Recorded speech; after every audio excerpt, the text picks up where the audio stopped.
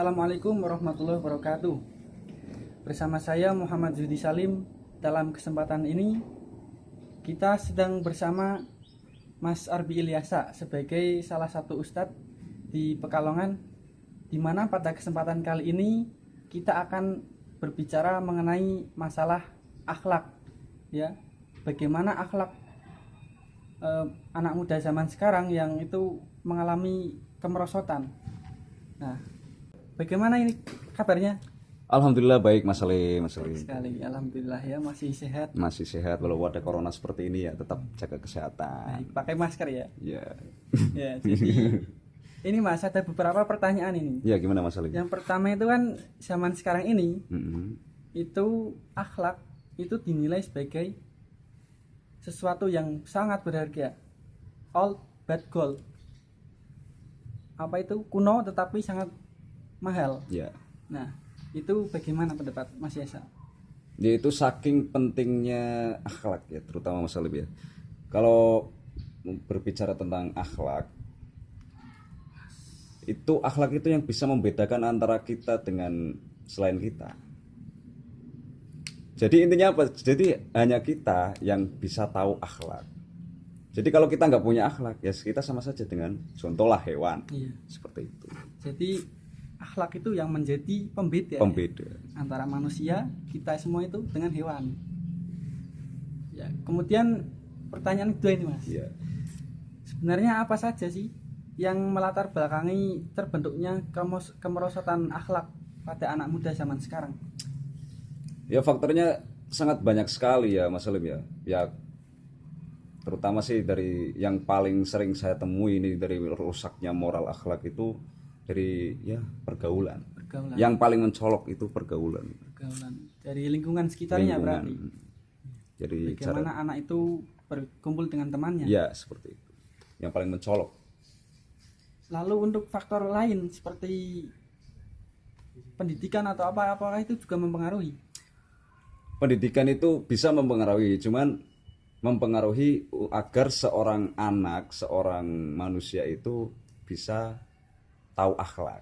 Pendidikan itu fungsinya itu bukan untuk merusak akhlak tapi untuk memperbaiki akhlak. Ya, jadi semakin tinggi pendidikan seseorang, apakah itu bisa semakin memperbaiki akhlak seseorang? Enggak juga. Jadi yang dihitung itu bukan dari tinggi atau rendahnya pendidikan, cuman peran pendidikan. Jadi perannya itu seperti itu. Salah satunya untuk memperbaiki akhlak, terutama pendidikan yang agama ya Mas, yang Islam gitulah. Berbasis tauhid itu Berbasis tauhid. Ya. Nah, ini era modern ya Mas. Ya. Tentu kita sudah tidak asing dengan teknologi dan informasi yang sangat bebas. Dimana itu dalam menggunakan media sosial itu kita bisa dengan bebas mengakses semuanya. Nah, apakah faktor ini atau teknologi ini bisa mempengaruhi juga terhadap kemerosotan akhlak itu? Ya berbicara tentang teknologi di era sekarang, kalau membahasnya tentang kemerosotan akhlak itu sangat mungkin. Contohlah kita memanfaatkan gadget gini ya. Gadget itu kan sebagian dari teknologi. Sebagai anak muda kita tidak bisa memanfaatkan gadget yang lebih baik. Kita menonton konten-konten yang nggak berguna ya, nggak bermanfaat. Itu secara tidak langsung juga bisa merusak akhlak anak tersebut gitu loh. Yang gagal dalam memanfaatkan teknologi. Iya, jadi itu tergantung dari pribadinya. Ibarat pisau itu tergantung siapa yang menggunakan ya, gitu. Tepat sekali. Oh, iya, menarik sekali ini. Ya. Selanjutnya ini Mas, musim pandemi semacam ini ya, kita kan masih berada di musim pandemi ini. Sekarang ini dilanda seluruh dunia hampir ya. Itu kan semua aktivitas mulai dari ekonomi, pendidikan, kerja dari rumah gitu kan. Nah itu pendidikan dari rumah, itu tentunya kan seorang guru itu tidak bisa melihat atau mengawasi secara langsung pada anak didiknya. Lah apakah ini juga bisa membuat anak itu salah satunya itu kehilangan akhlaknya itu bagaimana? Saya ambil contoh di sini, saya juga kan sebagai salah satu guru madrasah gitu kan. Karena madrasah sekarang kan juga dirumahkan gitu kan. Saya jujur sebenarnya kalau musim pandemi seperti ini saya bingung, ingin mengajar si anak itu bagaimana. Kita lewat handphone gitu kan, kita kan nggak efektif gitu loh Mas. Jadi disinilah peran keluarga itu bereaksi. Jadi seorang orang tua itu nggak selalu hanya mengandalkan gurunya gitu. Jadi orang tua tugasnya di rumah ya mendidik juga. Iya, jadi dari orang tuanya juga, lingkungan keluarga ya. Iya, tepat sekali. Untuk mendidik anaknya. Kemudian nih Mas, untuk peran orang tuanya itu kan tentu sangat penting ya. Lah itu langkahnya apa saja secara aplikatifnya dalam kehidupan? Yang pertama ya, orang tua harus membatasi pergaulan si anak. Emang sih Mas, ini yang paling mencolok itu masalah pergaulan sih. Kadang gini, kadang orang tua sudah bangga mempunyai anak pesantren. Kadang orang tua bangga sekali punya anak yang hafal Quran. Itu bangga sekali. Cuman kadang saking bangganya orang tua, anak dibelikan apa saja yang dia mau. Ya memanjakan lah apalah gitu. Itu secara tidak langsung itu juga merusak akhlak si anak. Jadi si anak nantinya jadi manja-manja gitu kan. Yang kedua ya pergaulan itu tadi. Dia ingin keluar, ya harus dibatasi. Contoh lah, anak perempuan ini, Bu, saya izin keluar. Mau kemana? Nugas ke rumah temen, ini ada tugas kuliah. Ya dibatasi. Sampai jam berapa? Sampai jam berapa? Jam 9 pulang harus. Harus seperti itu ditegaskan. Kalau nggak pulang, ya kita sebagai orang tua ya kita cari. Oh iya, berarti sangat harus gitu ya? Harus sekali. Baik, menarik sekali ini. Nah, untuk peraturan pemerintah ini kan banyak sekali ya kerusakan moral itu atau akhlak itu kan, misalnya anak membunuh ayahnya, itu kan melampaui batas. Nah itu peran pemerintah itu bagaimana? Apakah harus mengatur undang-undang yang bisa membuat mereka jerah atau bagaimana? Dari pertanyaan Mas Salim ini saya teringat sebuah lagu Mas Salim.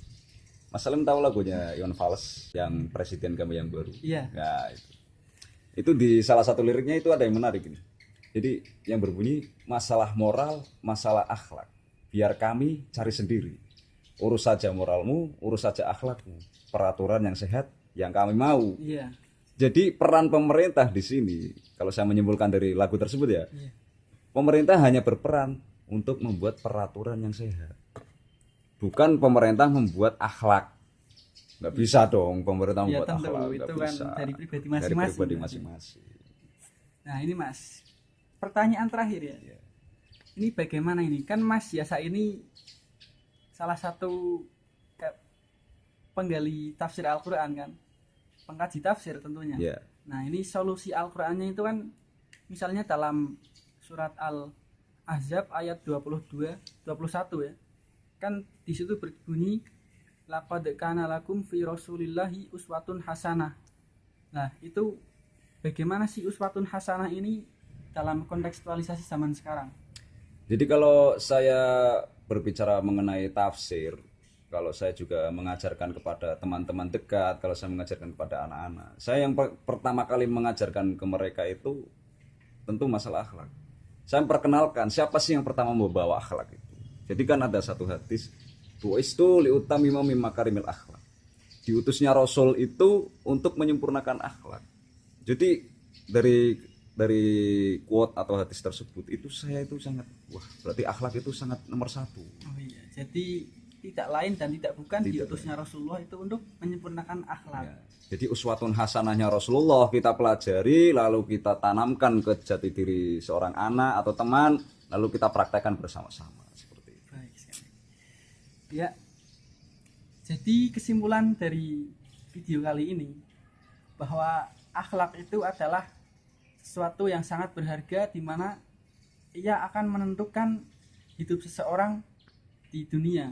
Bagaimana cara ia bergaul, bagaimana cara ia memandang orang lain, menghormati orang lain, itu adalah hal yang penting. Salah satu faktor itu adalah keluarga, di mana keluarga sangat berperan penting dalam mendidik anaknya agar tidak menjadi anak yang kehilangan akhlak.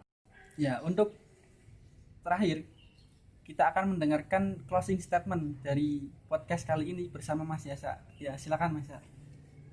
Ini temanya akhlak kan Mas. Iya. Jadi kalau saya berbicara tentang akhlak, kata-kata yang ingin saya sampaikan yaitu akhlak itu ibarat sebuah pondasi bangunan rumah. Ketika kita ingin membangun rumah setinggi langit pun, kalau nggak ada akhlak, nggak ada pondasinya, bakal runtuh. Seperti itu. Ya. Jadi itu sangat penting. Sangat penting. Baik sekali. Ya, teman-teman, untuk video kali ini kita cukupkan sampai di sini. Kurang lebihnya mohon maaf. Wassalamualaikum warahmatullahi wabarakatuh.